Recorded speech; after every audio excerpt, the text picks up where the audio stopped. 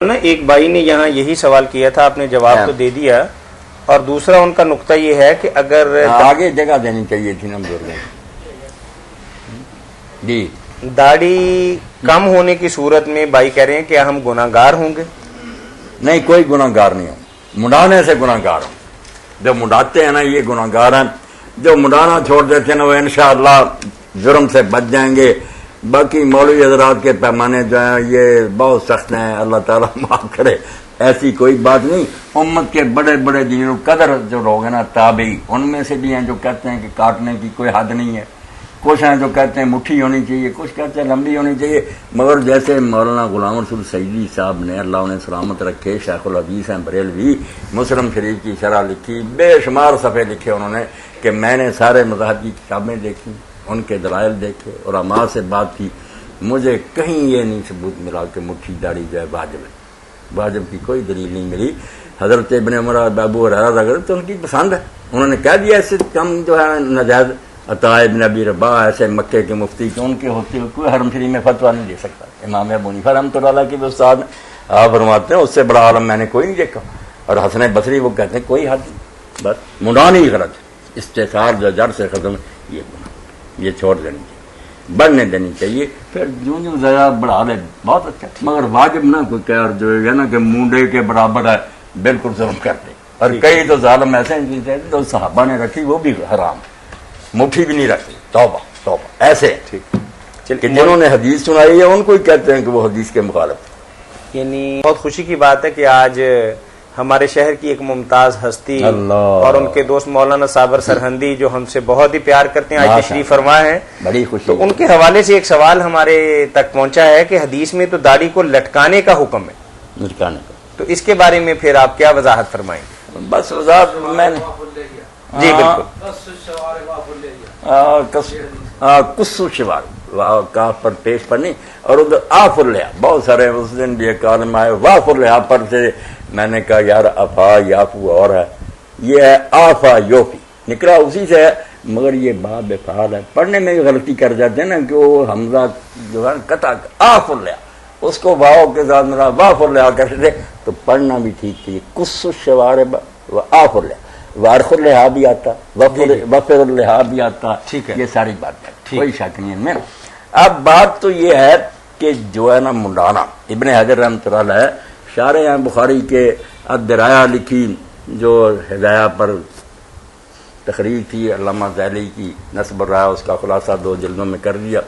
اس میں جب اس پر آئے نا کہ صاحب ہدایہ لکھتے ہیں کہ مسنون یہ کہ مٹھی ہو، کال لے لیں۔ السلام علیکم۔ ہاں کہ مسنون ہے کہ وہ قبضہ کے برابر ہے، تو وہاں پھر لکھتے ہیں کہ حدیث پاک میں تو آتا ہے کہ اس کو اپنے حال پر چھوڑ آف ہو لے، دوسری طرف ہے کہ وہ کاٹتے تھے، ابن عمر اور حضرت ابو ہریرہ نے کبھی دیا کہ کاٹتے، یہی دونوں اس کے راوی۔ تو ابن حجر فرماتے ہیں یار اگر آف الحا کا معنی ہوتا کہ اس کو سرے سے چھیڑنا ہی نہیں، تو یہ دونوں خود راوی ایک دونوں کے علم میں نہیں حدیث، وہی جو بیان کر رہے ہیں، ان کا کٹوانا بتاتا ہے کہ آف الحا کا معنی یہ نہیں کہ بس جانے دو جان رکھ، وہ مقدار کی بات بعد میں آتی۔ جی السلام علیکم۔ جی السلام علیکم۔ اور یہی بات امام احمد ابن حنبل رحمۃ اللہ علیہ کے حوالہ سے بدائع الفوائد میں ابن قیم نے ملی، تو ان سے پوچھا گیا کہ داڑھی کٹوانی چاہیے، انہوں نے کہا ہاں کٹوانی چاہیے، تو وہ کہنے لگے ادھر تو آتا ہے کہ چھوڑ دو، تو انہوں نے فرمایا یار جس نے یہ بیان کیا نا چھوڑو، وہی تو کٹواتے تھے۔ اس لیے حضرت ابن عمر ابو ہریرہ حضرت عمر بہت سے تابعین کے علامہ البانی دی، کٹوانا تو ثابت ہو گیا، کیا ہو کا یہ معنی نہیں رہا کہ اس کو جانے تو جدھر جاتا ہے، یہ تو بات ختم ہو گئی، یہ ہوتا تو صحابہ تابعین اس کے خلاف تو سمجھ۔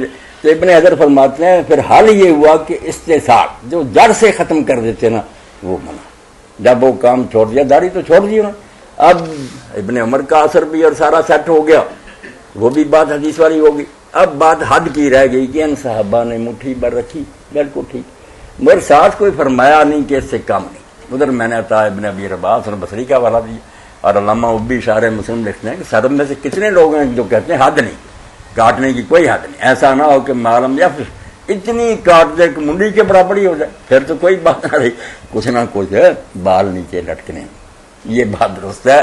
یہ شرح مسلم جو ہے نا علامہ سعدی کی وہ ضرور پڑھنی چاہیے. انہوں نے پوری طرح بحث کیا کہ یہ اس کو کوئی واجب نہ کہے اور جو چھوٹی رکھنا ان کو کوئی فاسق نہ کہے.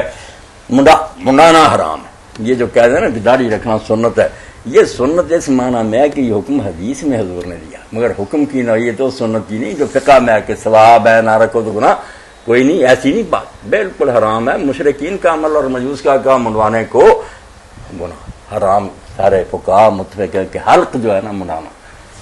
مولانا اگر اجازت دیں تو چھوٹا سا ایک سوال یہ ہے کہ جب تک ایک قبضہ کے برابر نہ ہوگی تو اس کو ارخاء کے معنی کے اندر ہم عربی میں نہیں لے جا سکتے.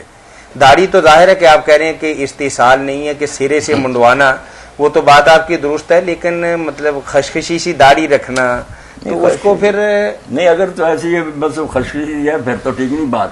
اگر بہت سے لوگ ہیں جن کی نا یہ تھوڑی سے نیچے 1 انگل 2 انگل لٹ کرے. السلام علیکم. جی بات کر جی السلام علیکم. بالکل ہونی چاہیے بات، اس سے ہی بات واضح ہوتی. جی چلے مولانا اس کے بارے میں بات نہیں، انہوں نے پوچھ بھی دیا سے زبان سے، پھر بھی کوئی ممانت نہیں. اچھا چلیں کوئی بات نہیں. کئی میرے اہل حدیث ساتھی جب ان سے بات ہوتی نا کہ ابن عمر اور دوسرے کٹواتے تھے، وہ کہتے ہیں رسول اللہ کا عمل کیا تھا. میں نے کہا وہ عمل دکھاؤ، وہ دکھاؤ جہاں وضاحت تک گاڑی کو نہیں چھیڑتے. آپ اور لیا کو نا السلام علیکم. نہیں یہ یوں ہی گڑبڑ کرتے ہیں. آپ اور لیا تو پہلے ہی متنازع کہ اس کا مفہوم کیا. عمل حضور کا اگر کہیں آیا نا کہ آپ اپنی داڑھی کو نہیں چھیڑتے، کٹوا دکھا دو. کئی بزرگ جو ایماندار تھے وہ مان گئے. انہوں نے کہا یار بات ہے، ہمارے پاس کون سا عمل ہے حضور کا کہ آپ نہیں چھیڑتے. حالانکہ ترمذی شریف میں روایت موجود ہے کہ رسول اللہ صلی اللہ علیہ وسلم علامہ البانی نے اسے ضعیف قرار دیا. نہیں ضعیف قرار دینے کیا بات. وہاں امام ترمذی لکھتے ہیں کہ امام بخاری جو کہتے تھے کہ یہ راوی جو مقارب الحدیث اس کی حدیث. السلام علیکم. مولانا صاحب سے تو بات ہو رہی تھی میرے بھائی کہ اللہ کے رسول علیہ السلام کا یہ عمل کوئی نہیں دکھا سکا کہ حضور داڑھی کو نہیں چھیڑتے. ضعیف کہتے ہیں پھر کیا وہ ضعیف تو آپ کے پاس کوئی بھی نہیں کہ آپ اپنی داڑھی کو کوئی نہیں چھیڑتے. اگر عمل یہ کہیں لکھا دکھائیں فرض ہی کر لیا نا آپ. اور دوسری طرف یہ بھی بات ہے کہ سارے علماء امت جانتے ہیں، فقہا جانتے ہیں کہ حضور علیہ السلام کا کسی فعل پر ہمیشہ کرنا اس کو واجب نہیں کرتا. وہ آپ کا طریقہ ٹھیک ہے، مگر اگر آپ نے منع کر دیا دوسرے کو یا صحابہ کرام نے دوسرا نہیں کیا پھر ہوتا. جب ایک کام آپ نے کیا سر مبارک کر پٹھے رکھے حضرت چلیے اپنا سر مڑاتے تھے تو کوئی بات نہیں، دونوں پھر صحیح. کوئی منع کر دیا ہوتا نا پھر ہوتا کہ آپ نے یہ کام کیا اور دوسرے سے روک لیا. آپ کا طرز عمل جو ہے بے شک بہت اعلیٰ پیارا جس کو محبوب کرے، مگر دوسرے کو آپ نے اگر منع کر دیا یا صحابہ رسول میں السلام علیکم. پھر ہے. السلام علیکم. سید محمد انور شاہ کشمیری رحمۃ اللہ علیہ یہ بات فرماتے تھے، بہت بڑے کی بات کہی کہ سب لوگ اس لیے گمراہ ہوئے ہیں کہ وہ قرآن و سنت کا مفہوم اپنی سمجھ سے کر لیتے ہیں. یہ کوئی نہیں کہتا کہ یہ ہوا میں اٹھتا اب تک پہنچا. صحابہ نے سنا، بعد میں اتنے نیک لوگوں نے سنا، کیا مفہوم سمجھا انہوں نے. سلف کے منہج کو جب کوئی شخص چھوڑے گا نا آپ یقین جانے وہ گمراہی غامدی بن جائے گا. وہ قادیانی ہو جائے گا، پرویزی ہو جائے گا، مرتد ہو جائے گا، بالکل گمراہ ہو جائے گا. آپ یہ امام عبدالجبار غزنوی رحمۃ اللہ علیہ کہتے ہیں جب کوئی بات ہو کوئی نہ کوئی امام تو آپ کے آگے کھڑا ہونا چاہیے کہ امت میں سے کسی نیک آدمی نے یہ بات کہی.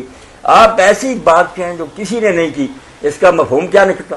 آپ غامدی صاحب کی طرح جتنے چاہے علم و دانش کے دعوے کریں کہ میں تحقیق کر رہا ہوں، میں نہیں کسی کے پابند، مگر نتیجہ کیا کہ خدا نے ایسا دین اتار دیا جس سے کسی کے پلے کچھ نہیں پڑا. 1400 سال تک وہ ماما لا رات خدا بھٹا جس نے ایسی کتاب اتاری جو لوگوں کی سمجھ نہیں آئی. اس کا رسول معاذ اللہ جو ہے نا وہ خائن ہے جس نے دین کی وضاحت نہیں.